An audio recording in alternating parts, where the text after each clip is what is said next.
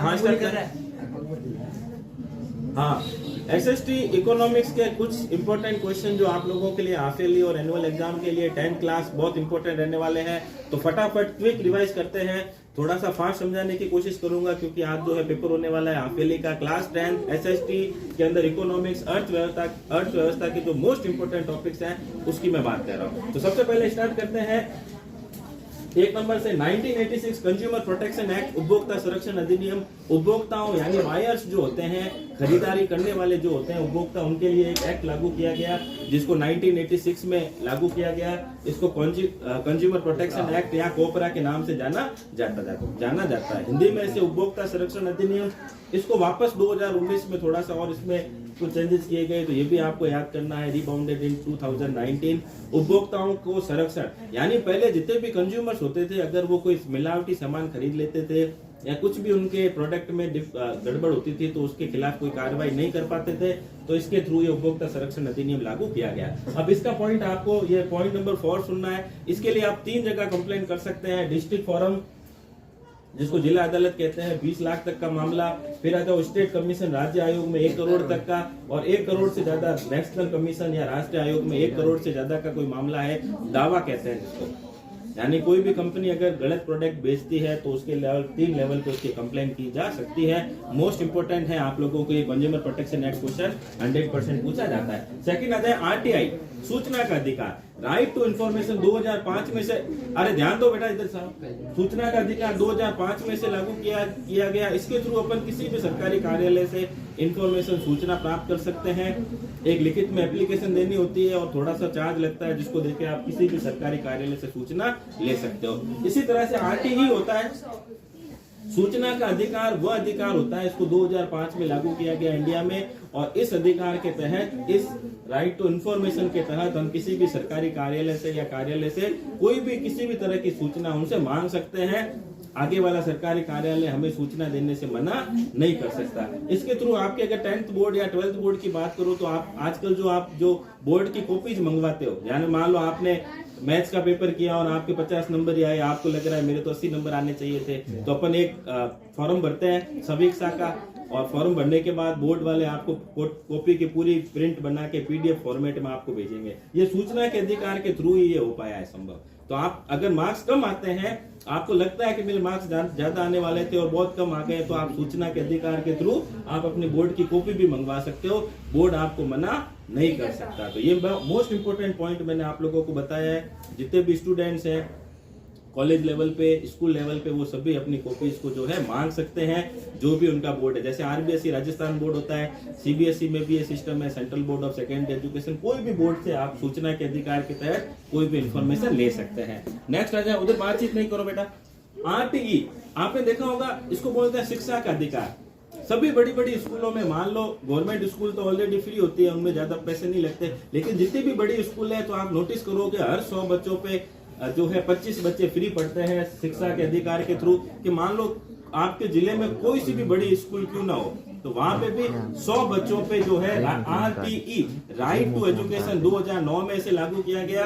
और इसमें जो है आप ये ध्यान रखना, 25 बच्चे जो है 100 पे 25 बच्चे फ्री जो है एडमिशन लिए जाते हैं, उनसे किसी तरह का कोई फीस नहीं ली जाती, कॉपी किताबों के भी पैसे नहीं लिए जाते। ठीक है, तो इसके आप ध्यान रखना, ये भी आप लोगों को पता होना चाहिए। नेक्स्ट आ जाए पॉइंट नंबर 4, मैंने आपको समझा दिया।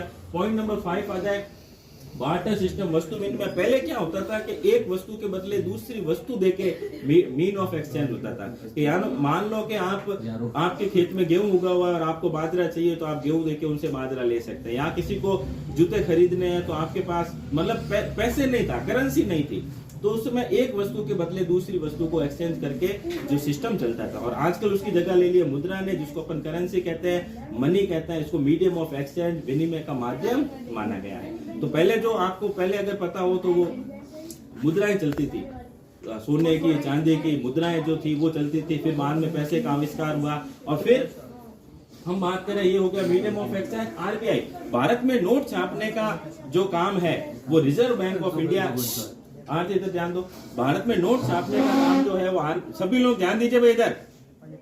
भारत में नोट छापने का काम आरबीआई द्वारा किया जाता है, रिजर्व बैंक ऑफ इंडिया। इसकी स्थापना 1 अप्रैल 1935 में की गई थी। आरबीआई को बैंकों का बैंक कहते हैं।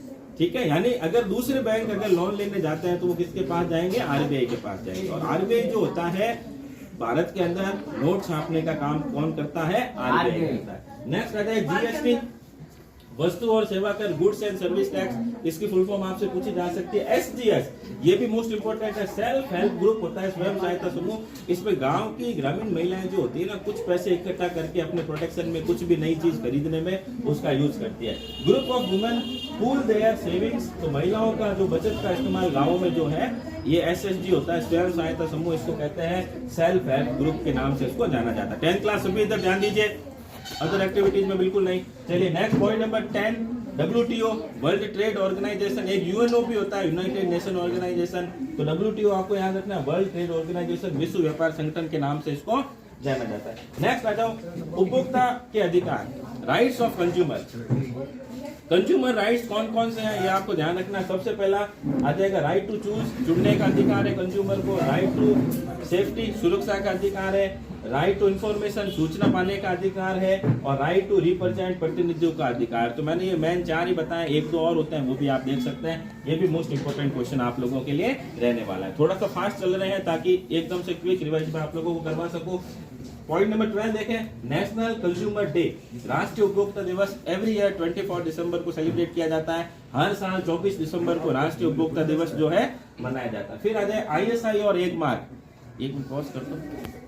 आईएसआई जो है गुड क्वालिटी प्रोडक्ट होता है, यानी अगर किसी भी वस्तु के ऊपर आईएसआई मार्क लगा हुआ है तो इसका मतलब ये है कोई भी प्रोडक्ट, कोई भी वस्तु अच्छी क्वालिटी की। ISI mark means good quality product. फिर आता है एक मार्क आता है, एक मार्क आता है जितने भी कृषि उत्पाद है, एग्रीकल्चर के जो भी प्रोडक्ट है उसके ऊपर जो साइन लगता है वो एक मार्क का लगता है। फिर आ जाए एमएनसी, आपसे कंफर्म पूछी जा सकती है, बहुराष्ट्रीय कंपनियां कहते हैं। इसमें क्या होता है कि ऐसी कंपनी जिसका व्यापार एक से अधिक देशों में हो, जैसे अभी आप अपन लोग ऑनलाइन शॉपिंग करते हैं, वॉलमार्ट हो गया, अमेजन हो गया, तो ये ऐसी कंपनीज है, आप जाके सेटिंग में कंट्री चेंज कर सकते हैं। इंडिया के अलावा आप दूसरी कंट्री से भी, फॉरेन से भी प्रोडक्ट जो है खरीद सकते हैं। तो एक तरह की एमएनसी है, कंपनी दैट ओन और control production in more than one country. ऐसी कंपनियां जिसका प्रोडक्शन यानी उत्पाद एक से अधिक देशों में बेचा और कंट्रोल किया जाता है उसको अपन एमएनसी, बहुराष्ट्रीय कंपनी या मल्टीनेशनल कंपनी के नाम से जानते हैं। ये भी मोस्ट इंपोर्टेंट है। और पॉइंट नंबर 15, ग्लोबलाइजेशन, वैश्वीकरण। इसको छोटे से शब्दों में समझाऊं